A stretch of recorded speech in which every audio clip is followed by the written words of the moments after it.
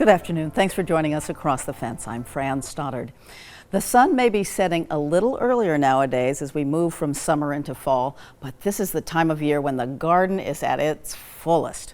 If you're wondering what to do with all those veggies, or if you want to eat in season and shop for the freshest produce at the grocery store, our resident chef, Marco Ayala, has a recipe starring zucchini and sweet corn that's sure to add some shine to your weekday meal planning. Here's Marco. Hi, I'm Marco Ayala, and I'm here to share another recipe with all of you. Before we go into recipes, I have some sad news to share with all of you. As you know, Rudy the pug became a fixture of this recipe segment because he liked to keep me company here while I was cooking. So eventually I started calling him my assistant, and he made regular appearances on the cooking segment here on Across the Fence. Rudy peacefully passed away last month at the age of 15, and even though he will be greatly missed, we remember him for his cheerful attitude and his larger-than-life personality. Thank you to all of you viewers that became Rudy fans and regularly sent notes expressing how nice it was to see him on camera. In lieu of flowers, if you find it in your heart, you can make a donation in Rudy's name to Green Mountain Pug Rescue, which is a non-profit organization that rescues pugs and places them in good homes around Vermont and northern New York. And on that note, let's get to recipes. September is here, which means that a lot of people out there are holding on to the last bit of summer, while some of us are welcoming fall. Fall is one of my favorite seasons here in Vermont. The weather is spectacular, and we have a bounty of beautiful vegetables still in our gardens, and we're getting all those fall veggies and fruits. And thinking about what to do with some of the stuff that we have in the garden, we all know that in Vermont, zucchini is very plentiful and sweet corn is absolutely delicious. So I wanted to make a recipe that is good for any day of the week and is an easy recipe that you can make for dinner. And that's how I've decided to make these zucchini and corn quesadillas. So these are absolutely delicious.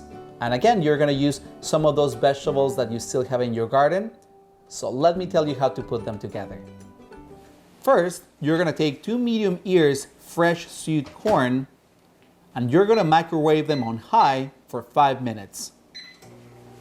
I don't know if a lot of you know about this hack, but if you're pressed for time, put your corn, husk, and everything into the microwave for 5 minutes, and it comes out perfect every time. All you need to do is remove the husk, and everything just comes out perfectly. Your corn is perfectly cooked and still crisp. Just look at that beautiful color. Then you're gonna take 2 medium zucchinis and you're gonna cut them into small pieces. Then you're gonna take half an onion and finely chop it. And here you have a decision to make. In this case, I'm using a purple onion because I like a stronger taste of onion. However, if your family is not a big fan of onions, you can use a sweet onion, which is gonna caramelize and it's gonna have a little bit of a sugary taste. So it really depends on what your family likes, and as I always say, remember to make recipes your own. Once your corn is cool enough to handle, remove the corn from the cobs. Place a large skillet over medium heat and spray it with oil. Add your chopped onions and cook them for 5 to 6 minutes until they're translucent and slightly browned. Add the corn and keep cooking until the corn is lightly browned. And the reason why we're browning the corn and the onion is so they have a smoky flavor that almost resembles grilled vegetables. However, if you have the time and you like to fire up the grill, you can do this on the grill and it will come out just as delicious. Once the onions and corn are brown, add the zucchini, some chopped jalapeno peppers, and 1 garlic clove. Then add half a teaspoon basil, half a teaspoon oregano, 1/4 teaspoon salt, 1/4 teaspoon ground cumin. Mix it well. Cover it and occasionally stir it to make sure all of your zucchinis are cooked.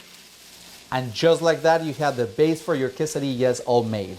And let me tell you, with the cumin, oregano, and basil, it's so fragrant that your stomach is gonna start rumbling, because I know mine was.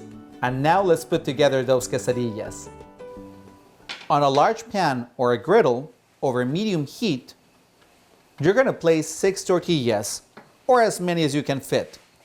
You're gonna warm them on one side, flip them, and then you're gonna add about 3 tablespoons or as much as your zucchini filling that you will like. Sprinkle it with Monterey Jack shredded cheese and fold your tortilla in half. And warm your quesadillas until they're slightly brown and nice and crispy. Just look at the beautiful brown color on those tortillas. And one of the things that I really love about this recipe is that it makes quite a bit of this zucchini mixture, so you can keep it in the fridge for a healthy snack the next day or to use it in other recipes. And as I said, this is a really delicious way to use those vegetables that you probably still have in the garden. And let me open this. Oh my gosh, look at that cheese. It's nice and melted. It's just fabulously delicious. So I really hope you give this recipe a try. I think that this is something that your family is probably going to really enjoy. And you can also add some protein to it. You can add some chicken, some ground beef, maybe some mushrooms. Remember, make these recipes your own. And now that we've had a nice healthy dinner, that means that we can splurge a little bit on dessert.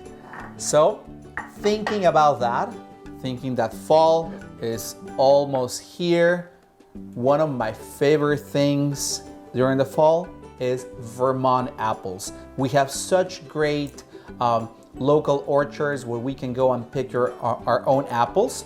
So I wanted to make something with two of the signature products from Vermont, Vermont maple and Vermont apples.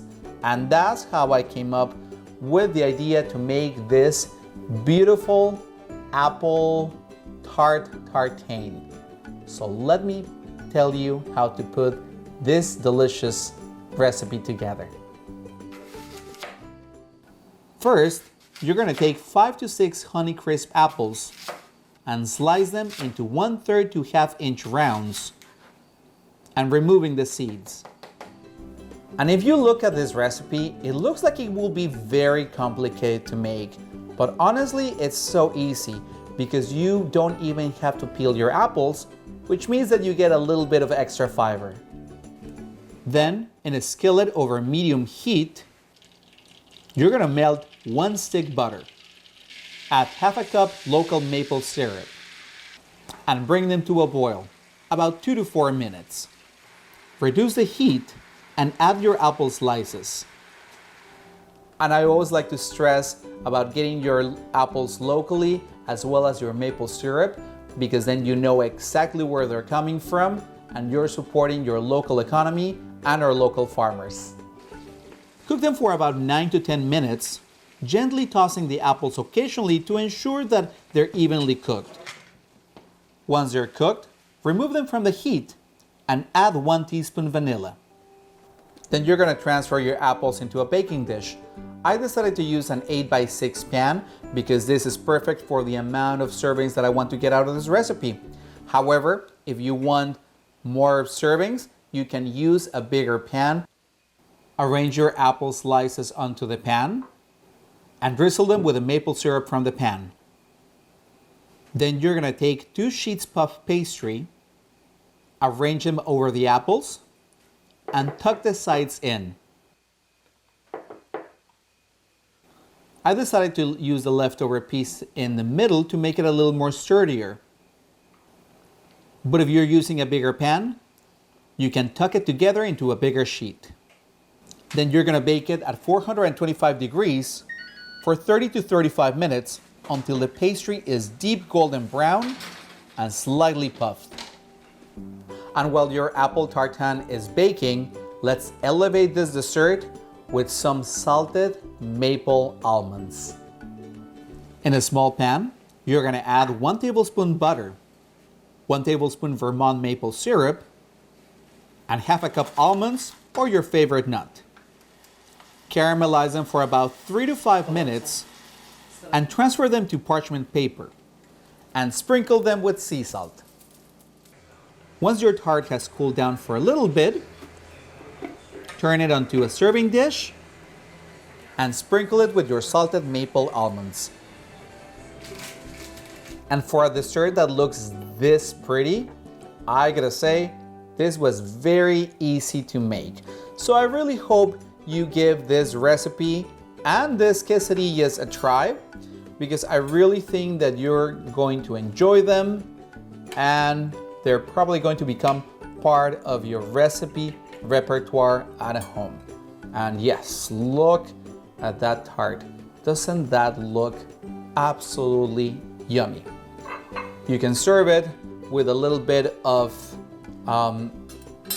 ice cream or just like that, because then you can really enjoy and appreciate the taste of Vermont maple. And on that note, remember to follow Across the Fence on social media. Like us on Facebook, follow us on Twitter, and also check our YouTube channel for the latest updates of Across the Fence right on your phone or your computer. And as I always say, from my kitchen to your kitchen, happy cooking.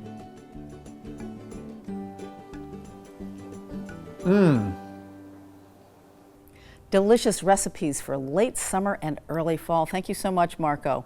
All the recipes featured on Across the Fence can be found at our website, uvm.edu/extension/ATFence.